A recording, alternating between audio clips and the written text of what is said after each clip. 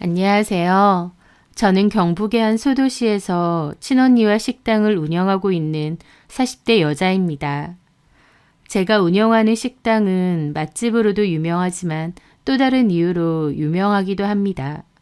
바로 제가 사는 동네를 떠들썩하게 만든 가게이기 때문이죠. 저는 30살쯤에 남편과 결혼을 했었습니다. 김치 공장에서 사무직 일을 했었는데 그 남자도 같은 사무실에서 일을 했었어요. 그 남자는 저보다 4살이 어렸어요.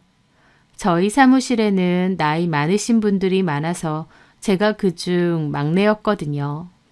그런데 저보다도 어린 그 남자가 입사하면서 그 남자가 막내가 되었죠. 다른 직원분들은 다 10살, 많게는 20살이 많았기에 사무실 안에서 또래인 그 남자와 저는 유독 친하게 지냈어요. 그때 당시 그 남자는 회사에서 저를 주임님이라고 부르고 사석에서는 누나라고 불렀어요. 그 남자와 저는 회사 안과 밖에서 친한 누나 동생 사이로 친하게 잘 지내다가 소위 눈까지 맞게 되었습니다. 그렇게 저희는 3년간 연애를 하다가 결혼 약속도 하게 되었어요. 저는 시부모님께 인사를 하러 가게 되었는데요. 시부모님은 제 첫인상을 마음에 안 들어 하셨습니다. 일단 제가 남자친구보다 4살이나 나이가 많은 연상인 게 마음에 안 든다고 하셨어요. 그리고 제가 키가 좀 작은 편인데 키가 작고 인물이 별로인 것도 마음에 안 든다고 하셨습니다. 네, 저 솔직히 예쁜 외모는 아닙니다. 키도 작고 통통하기도 하고 이목구비도 그렇게 예쁜 편은 아니라는 거 스스로도 잘 알고 있죠. 그런데 그런 이유로 대놓고 저를 탐탁치 않아 하실 줄은 몰랐습니다. 왜냐하면 톡 까놓고 말해 남자친구도 인물이 그렇게 출중한 것은 아니었거든요. 키가 작은 편이었고 내세울 만한 외모도 전혀 아니었죠. 저도 남친 성격이 좋고 잘 맞아서 좋았던 거니까요. 그런데 시부모님은 둘 중에 하나라도 커야 나중에 자식을 낳아도 좀 크지 않겠냐며 키 크고 인물이 괜찮은 며느리를 얻고 싶었다며 아쉬워하시더라고요. 하지만 그렇다고 결혼을 반대하거나 그러신 건 아닙니다. 시부모님은 제가 생활력이 강하고 야무진 것 같다고 결혼하면 살림살이 잘 살겠다면서 자기 아들한테는 그런 여자가 필요하다고 결혼을 허락하셨거든요. 그렇게 저는 남편과 결혼을 했어요. 결혼 자금으론 남편과 시댁에서 8천만 원, 제가 3천만 원 정도 해갖고 모자라는 돈은 대출을 받았습니다. 저는 월급 자체도 좀 작았지만 그나마 그 월급에서도 반 이상을 친정의 생활비로 들였기 때문에 따로 모은 돈이 그렇게 많지는 않았습니다. 돈을 잘 안 쓰고 열심히 모으려는 편이기는 한데 기본적으로 월급도 작고 부모님께 매달 드리는 고정비가 컸었죠. 그래도 결혼하고 나면 더 이상 친정의 생활비는 안 들여도 되니까 남편하고 나하고 열심히 모아야겠다 결심했어요. 하지만 막상 결혼해보니 제 생각과는 달랐습니다. 저는 허리띠 졸라매고 열심히 모으려고 했지만 남편은 아니었거든요. 같이 살아보니 남편은 제 생각 이상으로 씀씀이가 해펐습니다. 자잘하게 쓰는 돈이 많았고 기본적으로 돈 아까운 줄을 모르는 편이었어요. 주변 지인들에게 쓸데없이 돈을 잘 쓰고 다녔고 술 마시러도 자주 나갔죠.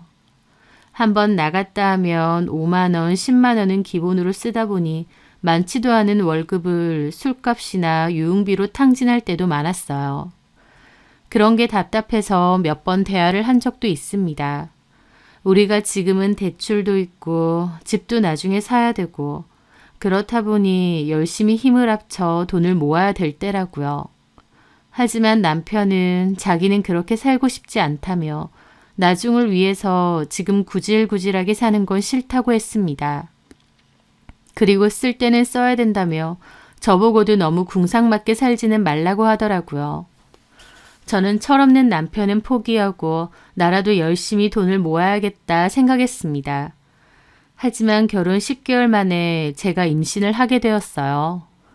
결혼하고서도 2, 3년까지는 열심히 돈 벌다가 아이를 가지려고 했는데 계획보다 빨리 아이가 생긴 것이었죠. 저희 회사는 그때 당시 출산 휴가도 눈치가 보이고 더더욱 육아휴직도 눈치가 보여 쓸 수가 없는 분위기의 회사였습니다.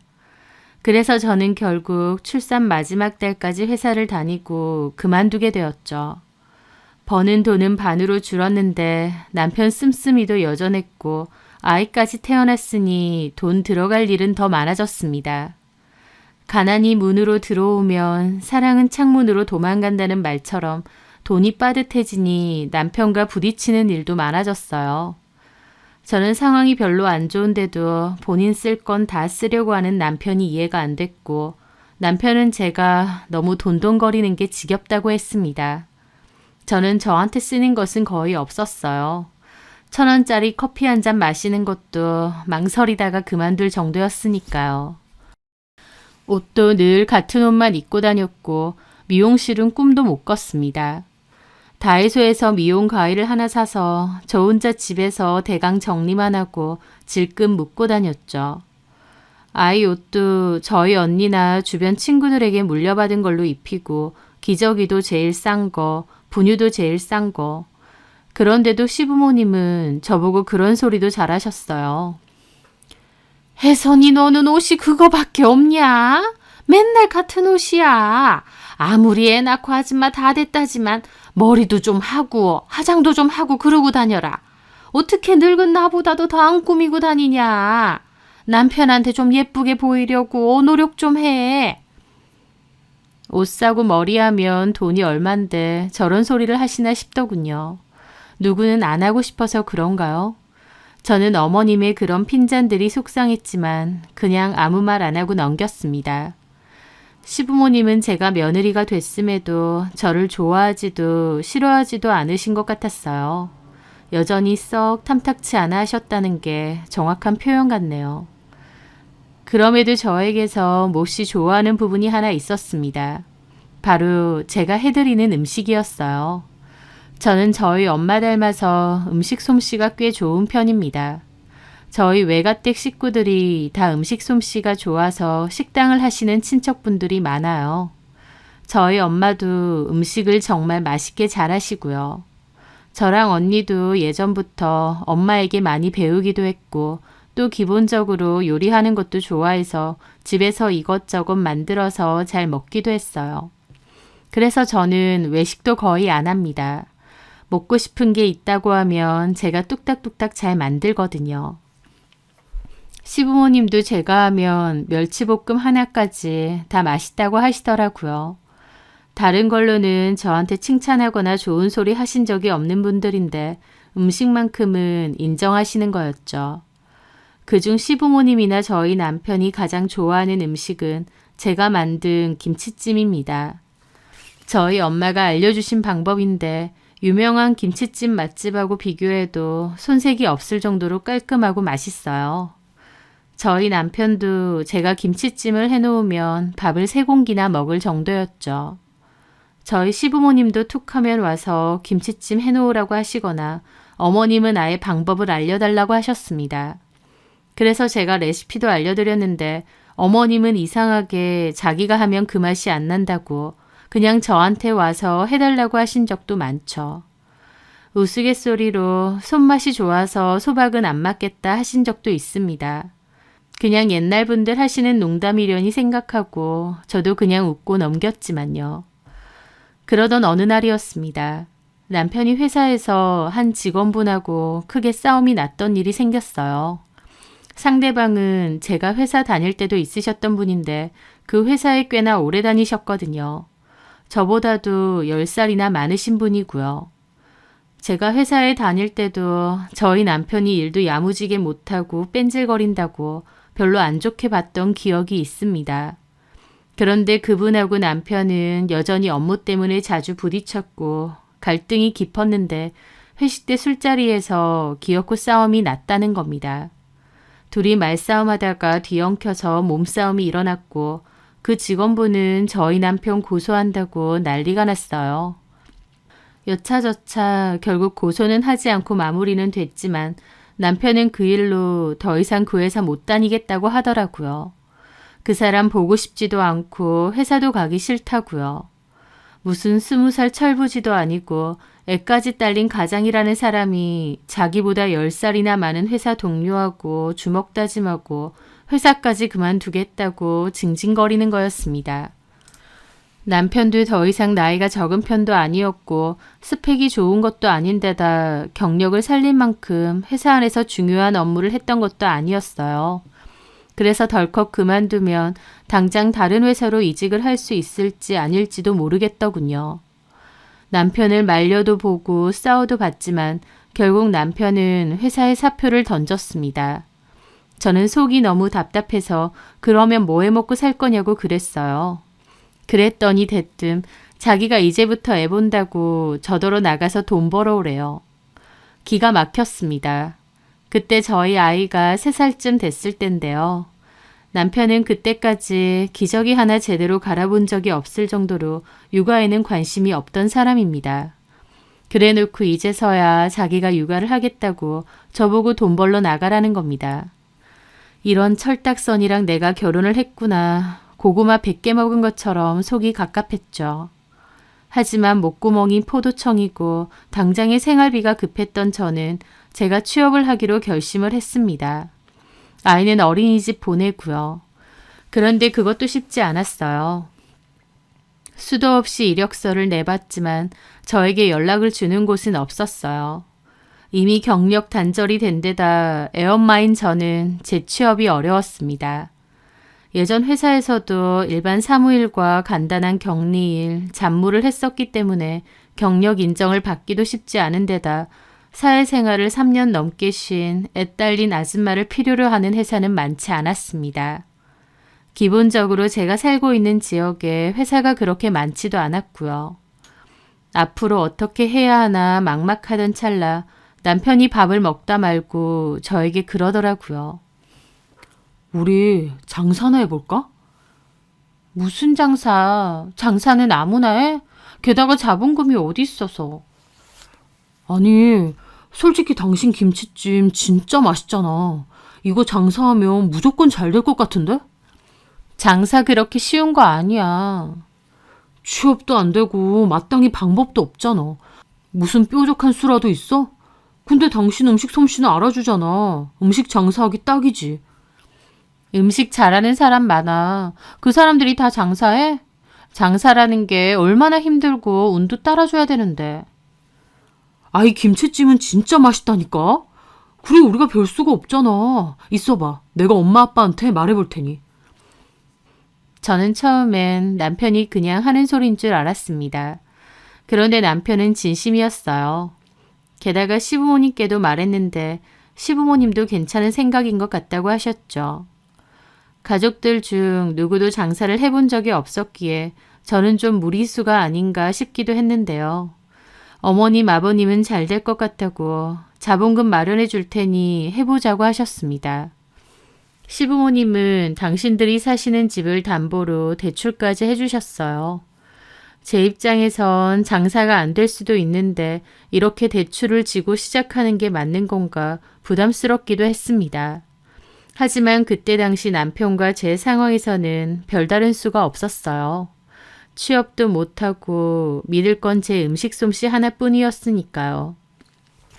저희는 테이블이 4개 정도 들어가는 작은 규모의 가게를 구하게 되었고 본격적으로 장사를 시작했습니다. 대출까지 해가면서 마음먹고 시작한 일이었지만 초반에는 장사가 잘 안 됐습니다. 어찌 보면 당연한 일이겠죠. 가게도 허름했고 홍보도 한 게 없다 보니 오는 손님 자체가 거의 없었습니다.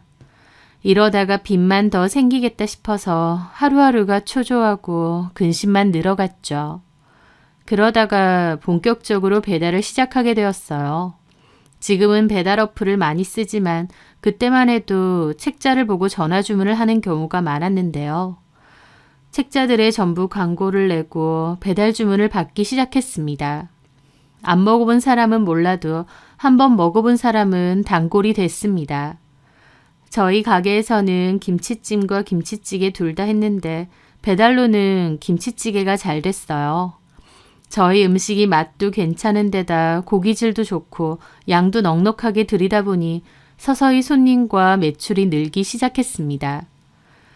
장사가 점차 잘 되기 시작하니 저도 재밌더라고요.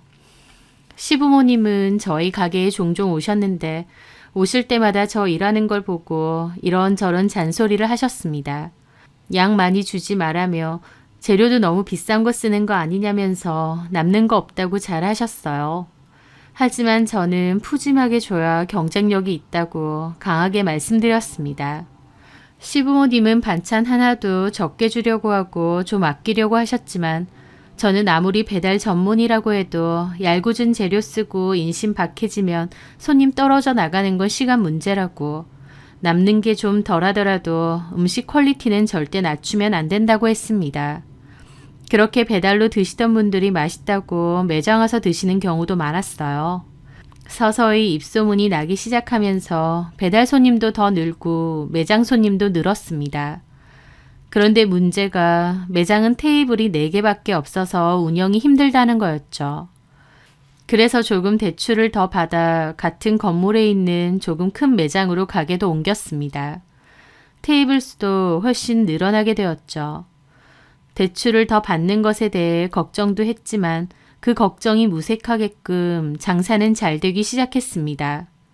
매장 손님도 더욱 늘게 되면서 일손이 모자랐는데 그때마다 시부모님도 오셔서 일을 도와주셨습니다. 어머님은 주방에서 제 일을 도와주셨고 아버님은 서빙이나 계산 일을 도와주셨어요. 남편은 홀 쪽을 담당해서 일을 했고요.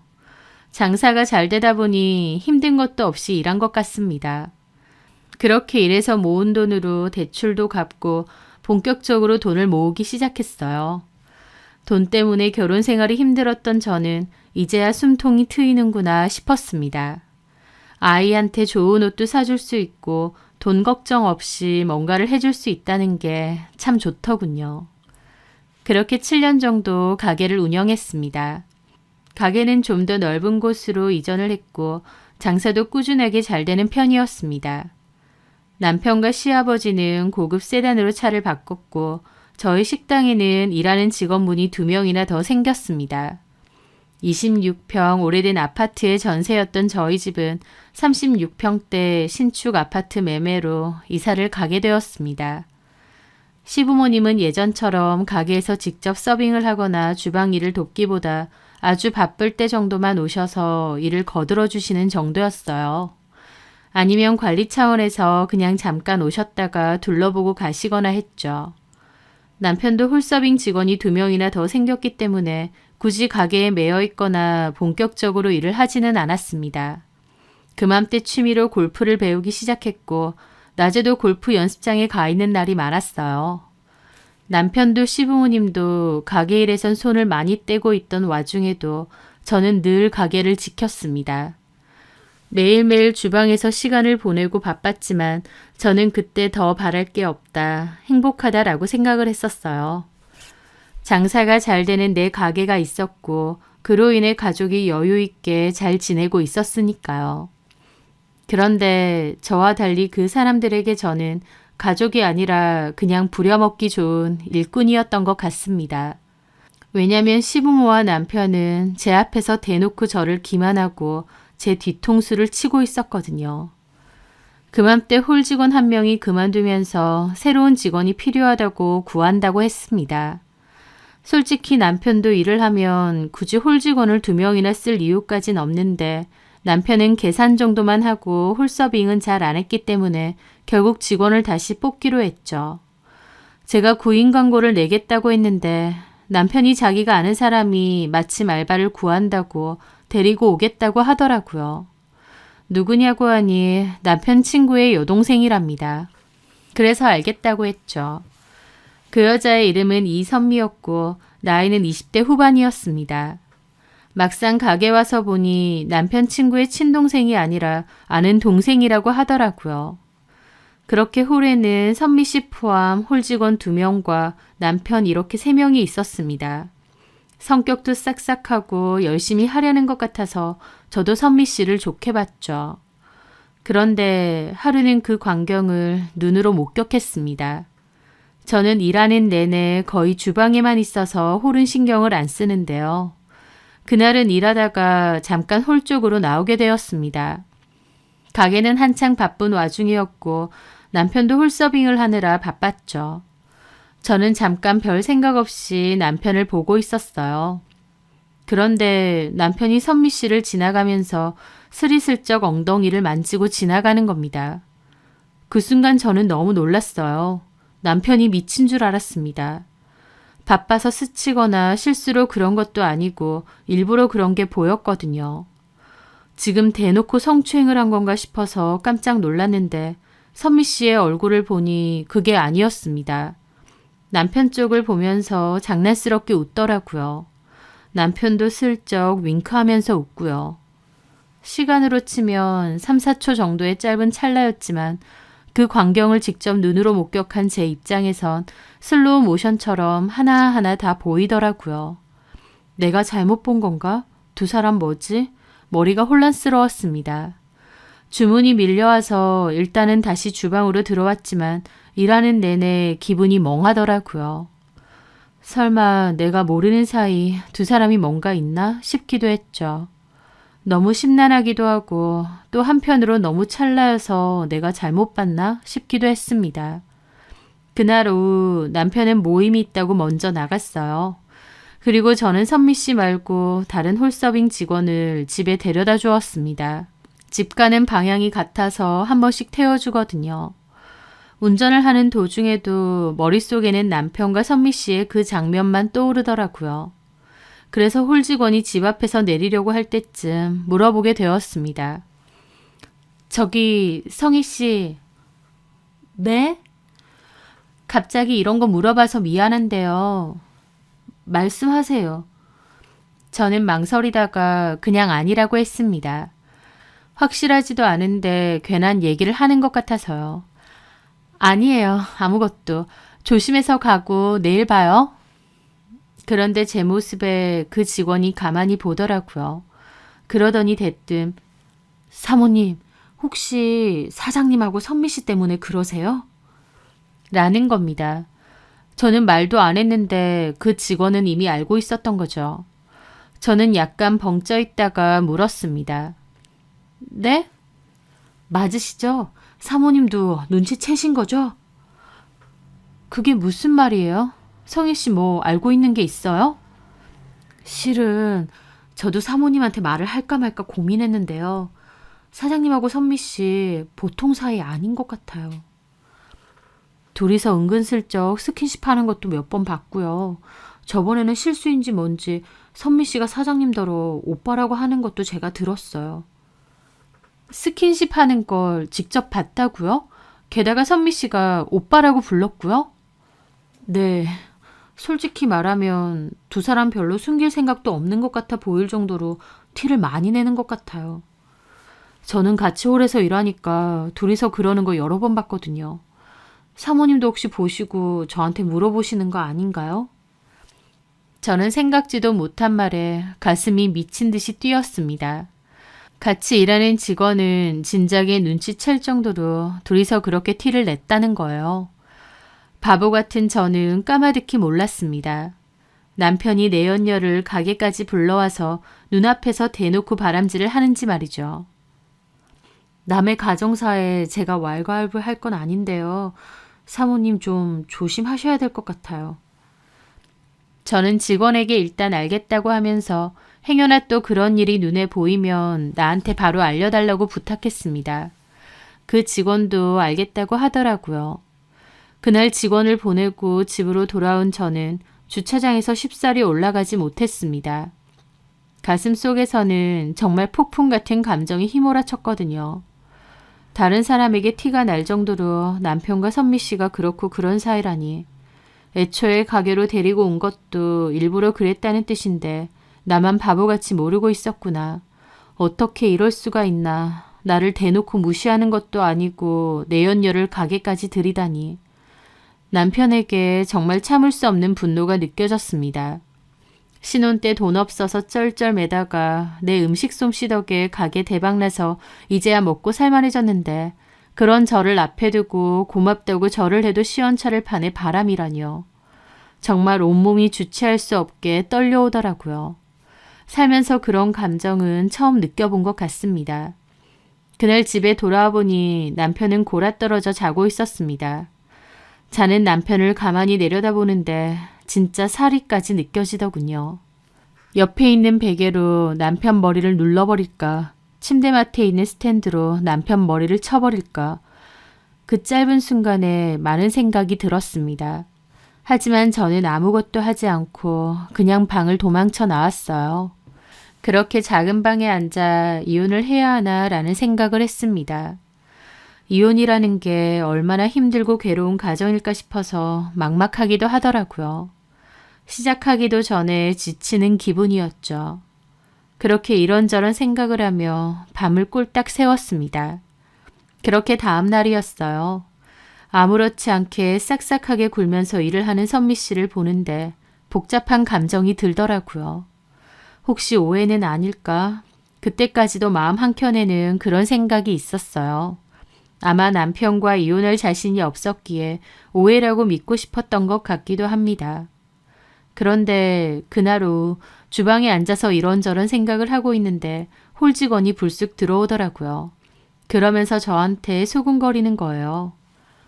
사모님. 네? 제가요, 아까 화장실 갔다가 나오는 길에 우연히 들었는데요. 사장님하고 선미 씨하고 창고 앞에서 얘기 중인 거예요. 그 말에 제 가슴이 또다시 세차게 뛰더라고요. 무슨 얘기하던가요? 사장님이 선미 씨한테 오늘 저녁에 술 한잔 하자고 하셨어요. 제가 분명 들었어요.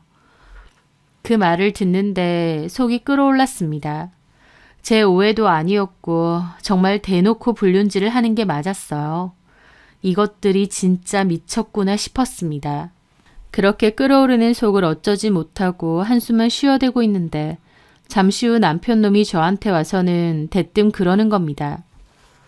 여보, 나 오늘 저녁에 동창 모임이 있어서 집에 좀 늦게 들어갈게. 그 말에 저는 눈이 돌았습니다. 동창 모임? 무슨 동창? 중학교 동창. 아, 그래. 그럼 나도 같이 가자. 제가 눈을 희번떡거리며 같이 가자고 하니 남편도 당황하더라고요. 뭘 따라가, 내 동창 모임에. 왜? 남편 동창 모임에 마누라가 따라가는데 무슨 문제 있어? 나도 같이 가. 아, 됐어. 왜 이래? 뭐 잘못 먹었어? 나도 간다고. 못 데리고 갈 이유라도 있어? 왜? 네가 가는 게 동창 모임이 아니라서 그래? 동창 모임이 아니라 이선미랑 붙어 먹으려고 만나는 거라서 그래? 저는 너무 흥분해서 소리를 지르며 따졌습니다. 남편도 놀란 얼굴이더라고요. 저는 미칠 것 같은 심정으로 홀로 나갔습니다. 그때가 브레이크 타임이라 이선미도 테이블에 앉아서 쉬고 있었는데 제가 달려가서 바로 이선미 머리채를 잡았죠. 이선미는 갑자기 왜 이러냐며 소리 지르고 이미 제정신이 아니었던 저는 이선미 머리채를 다 뽑아놓을 작정이었습니다. 남편이 식겁하고 달려나와 저를 뜯어말리는데 눈에 보이는 게 없던 저는 이번엔 남편 놈 머리채까지 잡았어요. 그리고 닥치는 대로 남편을 발로 차고 때렸죠. 미친 사람처럼요. 내가 보는 앞에서 내 가게 안에서 대놓고 둘이서 불륜질을 했다는 사실에 제정신이 아니었던 것 같습니다. 제가 미친 듯이 소리를 지르며 남편을 때리고 발로 차고 하니 남편도 저를 밀쳤고 저도 바닥으로 굴렀어요. 남편은 저한테 욕을 하면서 주저앉아서 울고불고 있는 이선미를 데리고 나갔습니다.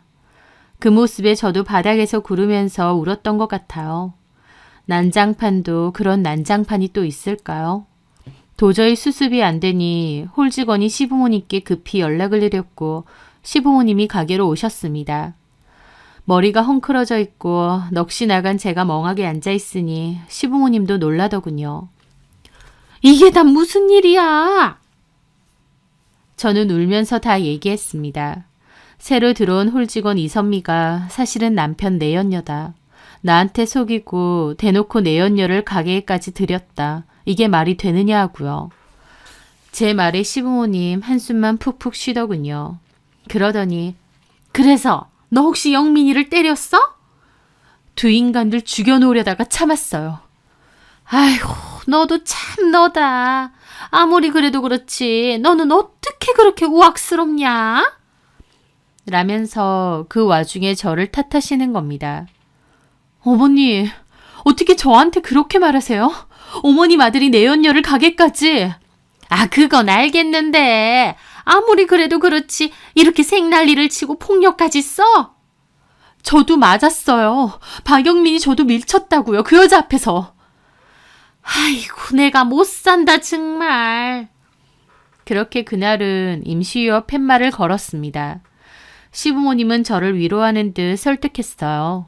남자들 다 한 번 정도 한눈 판다며 당신들이 아들한테 잘 얘기할 테니 저도 한 번 정도는 눈 감고 넘어가 주라고 하시면서요.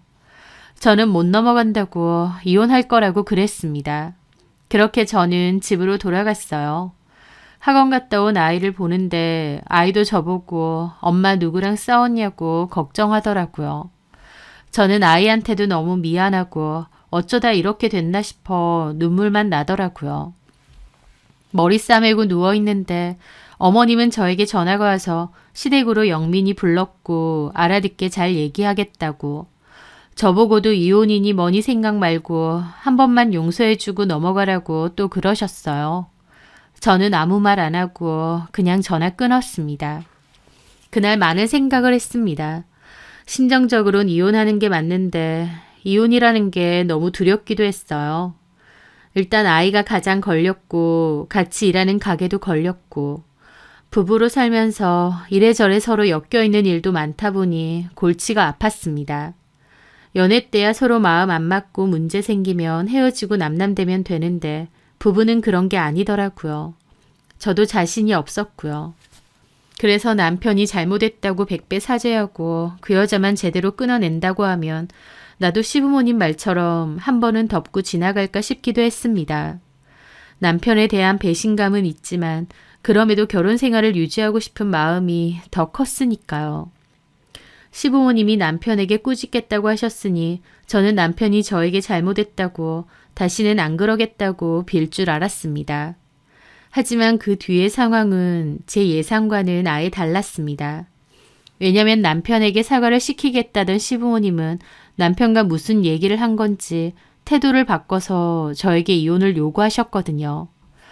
남편과 시부모님에게 이혼 서류를 전달받는데 머리를 망치로 두들겨 맞은 것처럼 배신감과 엄청난 충격이 들었습니다. 이게 뭐예요, 어머님, 아버님? 이혼 서류? 저한테 이혼하라고요? 네가 영민이랑 못 살겠다며. 그래서요? 이혼해달라고요? 저는 꿀먹은 벙어리로 있는 남편을 죽일 듯이 노려봤습니다. 지금 나한테 이혼해달라는 거야? 너는 그년이랑 살고 그년이 그렇게 좋아? 12년 결혼 생활이 의미 없을 만큼 그년이 그렇게 좋디? 그리고 어머님, 아버님, 이 사람은 지금 그 여자한테 미쳐서 제정신 아니라고 해도 어머님, 아버님은 저한테 이러시면 안 되잖아요. 어떻게 저한테 이혼을 해달라고 하실 수 있어요? 아들한테 정신 차리라고 욕을 하고 그 내연녀를 족쳐도 뭐할 판에 어떻게 저한테 이혼을 해달라고 하실 수 있냐고요. 아, 흥분 좀 하지 말고. 너는 왜 이렇게 우악스럽니 매번. 제가 흥분 안 하게 생겼어요? 어머님, 아버님, 그리고 당신, 나한테 이러면 안 되는 거지. 누구 때문에 먹고 살만해졌는데. 제 말에 남편은 비웃더군요. 다 너 때문이라는 거야? 당연한 거 아니야? 나 이날 이때껏 잘 쉬지도 못하고 가게 운영했어. 그래서 다 먹고 살만해진 거잖아. 애초에 내 레시피로 이만큼 잘 된 거기도 하고. 너만 이랬어? 나도 하고 우리 부모님도 다 같이 했어. 그리고 너 까먹었냐? 우리 가게 기본적으로 우리 부모님 돈으로 차린 거야. 애초에 우리 엄마 아빠 자본으로 한 거고 명의 자체도 내 걸로 되어 있어. 당신은 그냥 일개 주방 직원이야, 직원. 뭐라고? 내가 만든 레시피로 음식 팔아서 잘 된 건데 나는 그냥 주방 직원이라고? 법적으로 그렇다 이거야. 당신 직원으로 등록해 놓은 거 까먹었냐? 라는데 제 눈에는 남편이고 시부모고 정말 악마처럼 보였습니다. 바람핀 건 제가 아니고 남편인데 그 사람들은 똘똘 뭉쳐서 저를 몰아내려고 하더군요. 그래서 지금 이혼하고 이 가게도 뺏으려고? 애초에 우리 아들 건데 뺏긴 뭘 뺐니? 제 레시피예요. 음식도 다 제가 만들었고요. 어쨌든 너는 그냥 직원이야. 네 몸만 여기서 나가면 된다. 어머님! 저는 그날 사람이 이렇게까지 악할 수가 있구나 싶었습니다. 가족으로 10년 넘게 지내와 놓고 서로 힘든 시기 같이 버티고 이제 잘 됐다며 서로 좋아해 놓고 상황이 달라지니 보란듯이 저는 팽하고 나가라는 거였어요. 이게 말이 되는 건가 싶더군요. 저는 못 나간다고 법대로 해보자고 나도 가만 안 있을 거라고 했습니다. 시부모님도 남편도 우리도 다 준비할 테니 어디 해보라고 하더군요. 그렇게 저는 가까운 변호사 사무실에 상담을 갔어요. 부부 사이긴 해도 기본적으로 명의는 남편 거고 저는 직원으로 등록되어 있는 데다 레시피도 제가 만들어낸 메뉴도 아니고 일반적인 김치찜 메뉴에서 제 노하우를 더한 것이기 때문에 주장할 만한 게 크지 않았습니다. 그러면서 들은 얘기가 차라리 이혼을 하기로 했으니 재산 분할을 제대로 받는 쪽으로 집중하는 것이 낫다고 하더라고요. 저는 변호사 사무실을 3-4군데 더 상담을 받았지만 답은 비슷했고 별로 뾰족한 수는 없었습니다. 혼인 기간이 10년이 넘었고 기여도가 높기 때문에 재산 분할 요구를 해서 받아내는 것이 지금 상황에선 가장 좋다고 하더라고요. 별개로 상간소송도 진행하기로 했고요. 그런데 또 문제가 있었습니다. 외도에 관한 상간소송도 걸고 싶었는데 제대로 된 증거가 없다는 거였어요. 둘이 바람을 핀 건 맞지만 증거는 없는 상황이었죠. 그나마 증거라고 할 만한 것은 같이 일하는 직원의 증언 정도인데 그것마저도 객관적인 건 아니라서 별로 법적인 효력은 없었습니다. 저는 뒤늦게라도 통화 녹취라도 하려고 시도했으나 남편은 눈치를 챈 건지 제가 그 여자에 관한 이야기를 하려고 하면 자기가 언제 그랬냐며 바득바득 우기기만 하더라고요. 외도 증거도 없다 보니 소송하기도 힘들고 너무 억울하고 힘들었습니다. 증거를 모아보려고 노력했으나 결국 안 됐기에 상간소송도 제대로 못 해봤습니다. 그나마 재산 분할은 인정받았고 저는 가게 지분을 요구했습니다. 그런데 시부모와 남편은 가게는 절대 못 준다고 버텼고 그걸로 소송도 하게 되었어요. 그렇게 다투다가 결국 가게 말고 집을 저에게 넘기는 것으로 재산 분할 합의를 했습니다. 제 입장에선 집보다 가게를 얻고 싶었지만 소송이 계속 길어지고 저도 너무 지치고 힘들어져서 결국 집을 제가 갖는 걸로 하고 마무리를 짓기로 했어요. 그렇게 이혼을 했는데 너무 억울해서 잠도 잘 안 왔습니다. 그 인간들에게 이용만 당하다가 팽 당했다는 생각에 시도 때도 없이 분노가 차올랐습니다. 그런 저를 친정 식구들은 몹시 걱정했어요. 그리고 위로를 많이 해주셨죠. 그런 것들이랑 인연 끄는 거 오히려 잘한 일이라며 싹 잊고 새 출발하라고 하셨습니다. 그래도 최소한 아파트는 받지 않았냐며 그거로라도 위안을 받으라고 하시면서요. 저도 살기 위해 과거는 다 잊자고 몇 번이나 다짐했습니다. 그리고 다시 일도 하고 보란듯이 열심히 살아보자 결심했어요. 아이도 제가 키우기로 했으니 아이를 위해서 다시 일도 해야 했습니다. 그러던 와중 저희 언니가 같이 장사를 해보자고 하더라고요. 뭘로 하냐고 하니까 다시 김치찜이랑 김치찌개를 해보자는 겁니다. 이미 검증이 된 손맛이지 않느냐며 그것들이 가게는 뺏었어도 결국 네 손맛 때문에 잘된 거 아니냐면서요. 저도 다시 일을 한다면 식당을 해볼 생각이었어요. 그래도 8년 넘게 식당을 운영했으니 자신도 있었고 무엇보다 그 사람들에게 없는 손맛이 저에게 있으니까요. 게다가 저희 언니까지 옆에 있으니 더욱 든든했고요. 그렇게 언니와 저는 반년 정도의 준비 끝에 가게를 열었습니다.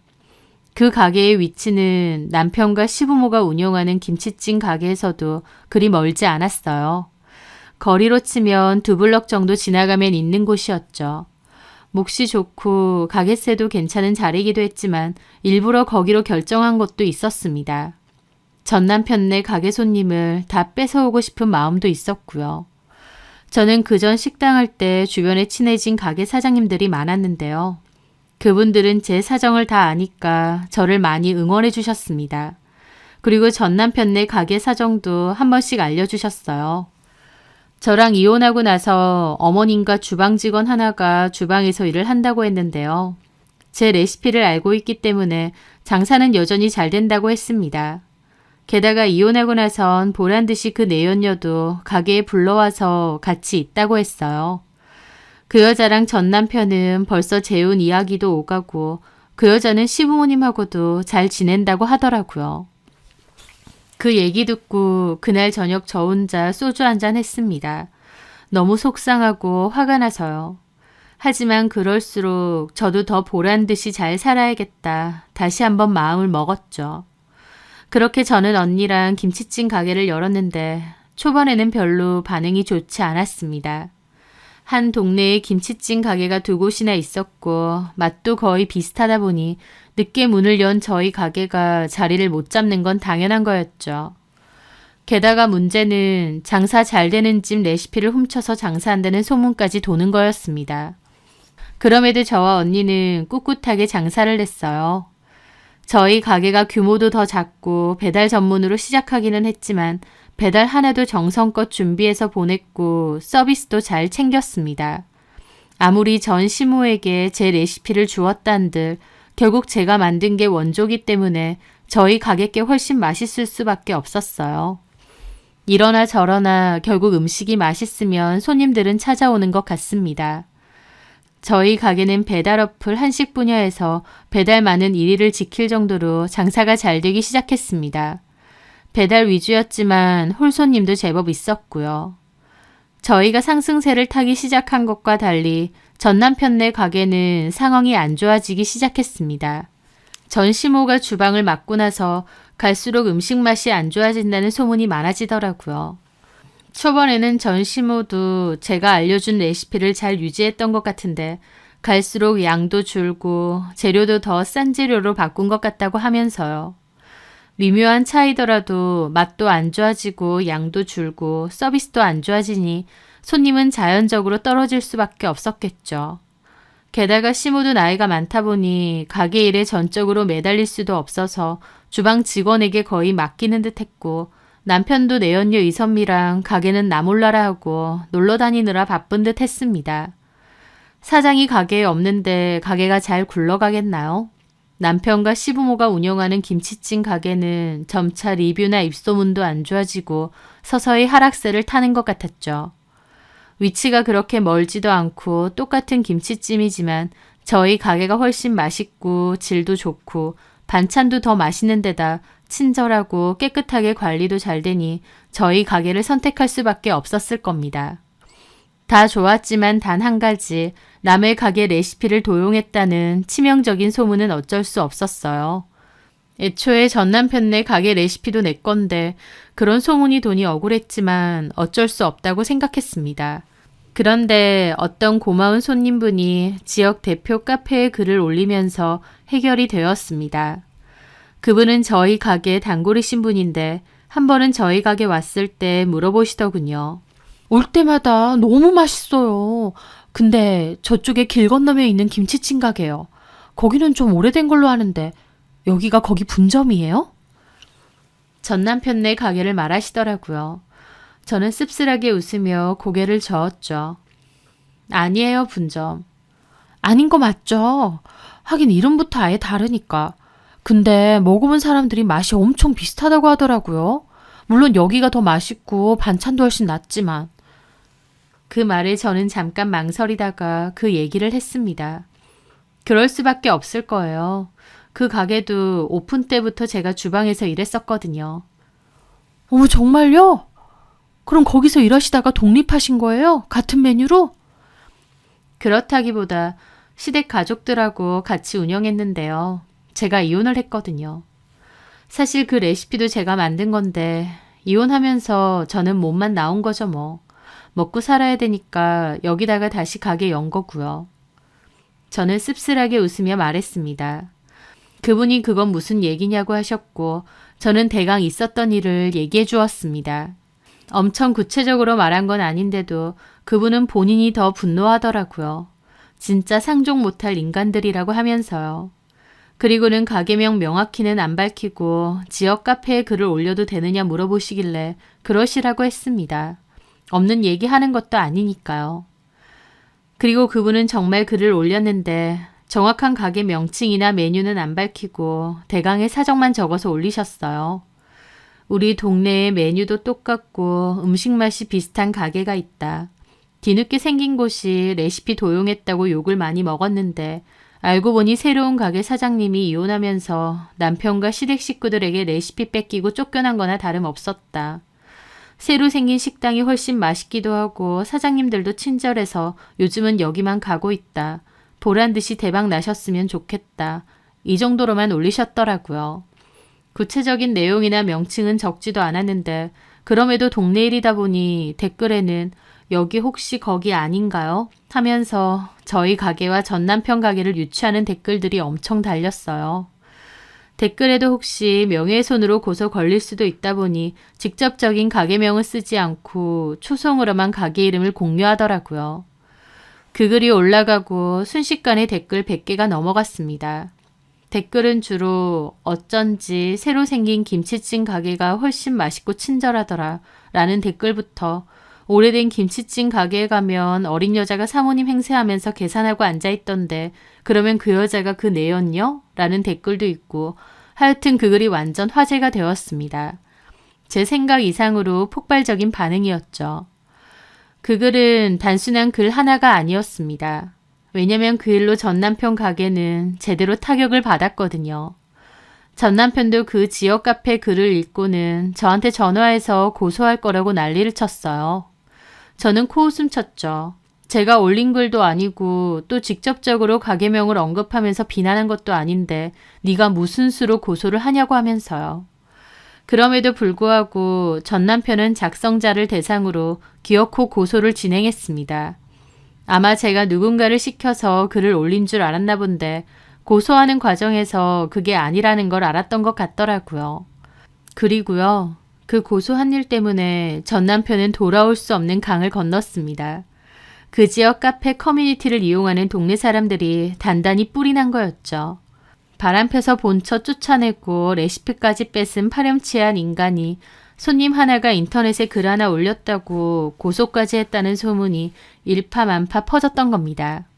심지어 고소건은 특정도 제대로 되지 않는다며 제대로 성립도 안 되고 흐지부지 끝났다고 하더라고요. 한마디로 전 남편 놈은 그냥 찌그러져 있을 것이지 괜히 고소한다고 설쳐서 벌집을 건드린 셈이었습니다. 어차피 동네 사람들 대상으로 하는 장사인데 동네 사람들로부터 제대로 인심을 잃은 것이었죠. 전 남편 가게의 리뷰에는 여기가 불륜 맛집 맞느냐, 남의 레시피 뺏겼는데도 맛이 그 모양이냐, 이런 집은 망해야 정신 차린다 등등 악성 리뷰가 엄청나게 쏟아졌어요. 반대로 저희 가게는 승승장구였습니다. 저에 대한 안쓰러운 여론이 많은 데다 음식도 맛있고 사장님들도 친절하다며 손님과 매출이 엄청나게 늘기 시작했거든요. 원조집은 알고 보니 그 집이 아니라 이 집이었다며 저희 가게가 엄청나게 잘 되기 시작한 거죠. 주변 가게 사장님들이 신나서 소식을 전해주었는데 전 남편 가게는 파리조차도 안 들어갈 정도로 텅텅 비고 완전 망했다고 하더라고요. 전 남편이 뒤늦게 홍보에 돈도 엄청 쓰고 할인 이벤트 현수막 걸고 블로그 체험단도 엄청 뿌렸대요. 전 남편은 망해가는 가게를 살리고자 발악을 하는 거였죠. 그러면 뭐 하나요? 그렇게 해봤자 손님들은 절대 안 온다고 했습니다. 지나가면서 보면 손님도 아예 없고 직원도 더 이상 없고 전 남편과 시부모만 죽상으로 앉아있다는 거예요. 심지어 그 내연녀 이선미도 어디 도망갔는지 잘 안 보인다고 하고요. 전 남편 가게가 망해갈수록 저희 가게는 더욱 승승장구를 이어갔습니다. 갈수록 손님이 너무 많아져서 직원도 뽑고 가게도 좀 더 넓은 곳으로 이전하기까지 했습니다. 언니와 저는 신나서 일을 하게 되었죠. 참고로 그때 저희 가게와 전 남편 가게에 대한 글을 올려주신 손님분은 저희 가게 지정 평생 무료 손님이세요. 제가 너무 고맙다고 앞으로 무조건 공짜라고 말씀드렸거든요. 제 입장에선 안 좋은 소문을 벗게 해주신 분이다 보니 은인이나 다름없었습니다. 게다가 결국 고소 성립은 안 됐어도 남편한테 고소까지 당해서 경찰서에 출석은 하셨으니 얼마나 고생스럽고 또 제 입장에선 얼마나 미안한가요. 그래서 저희 가게에 평생 무료 손님이라고 언제든지 오시라고 했고 그걸 인연으로 저랑은 친구처럼 친해져서 잘 지내고 있습니다. 남편 가게는 8개월 겨우 버티더니 결국 문 닫았습니다. 장사도 안 되는데 월세 내고 홍보비 엄청 쓰면서 악착같이 버티다가 결국 쫄딱 망한 거죠. 애초에 이혼하면서 아파트도 저한테 넘겼기 때문에 전 시부모님 집에 들어가서 산다고 했던 것 같은데 아파트도 날리고 가게도 날린 셈이었습니다. 그 내연녀랑은 애저녁에 끝난 건지 어느 순간 그 여자는 코빼기도 안 보이고 전 남편만 옹색한 꼴로 다닌다고 하더군요. 한 번은 저희 가게에 전 남편이 온 적도 있습니다. 가게에 들어온 건 아니고 길 건너에서 모자 눌러 쓰고 염탐하고 있더라고요. 저는 멀리서도 전 남편이라는 것을 눈치챘죠. 그리고 그 앞에서 보란 듯이 웃으면서 손님 맞이하고 장사했습니다. 전 남편은 한참을 보다가 그냥 갔더라고요. 가게 망하고 따로 일하는 것 없이 시부모님 댁에 얹혀 산다는 얘기까지는 전해 듣고 그 뒤로는 더 이상 소식 들은 게 없습니다. 들리는 소문에는 다른 지역 가서 가게 차린다는 말도 있긴 했는데 어쩌고 살던지 이제 제 알바도 아니지만요. 전 남편과 시부모를 생각해보면 참 어리석은 것 같습니다. 애초에 그 식당 자체가 제 손맛 때문에 시작한 식당이었잖아요. 돈 없어서 빌빌거리다가 어떻게 보면 제 손맛으로 그렇게 성공하고 이만큼 잘 먹고 잘 살게 된 건데 저한테 고마워했어야 되는 거 아닌가요? 그럼에도 자기들이 잘나서 잘된 걸로 착각을 했던 건지 저 보란 듯이 쫓아내고 자기들끼리도 잘 먹고 잘 살 줄 알았겠죠. 하지만 결국 이렇게 개망신당하고 쫄딱 망하게 됐지만요. 인과응보 같습니다. 그 인간들 그릇이 애초에 이것밖에 안 되는 것 같기도 하고요.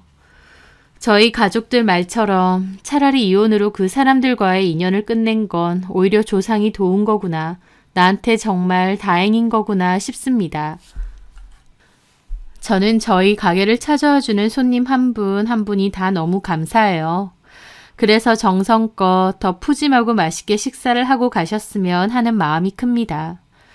제 음식을 맛있고 든든하게 드시고 또 잊지 않고 저희 가게를 찾아와 주시는 손님들에게 감사한 마음을 늘 간직하며 변치 않는 초심으로 열심히 운영해 보려고 합니다. 제 사연 들어주셔서 감사합니다.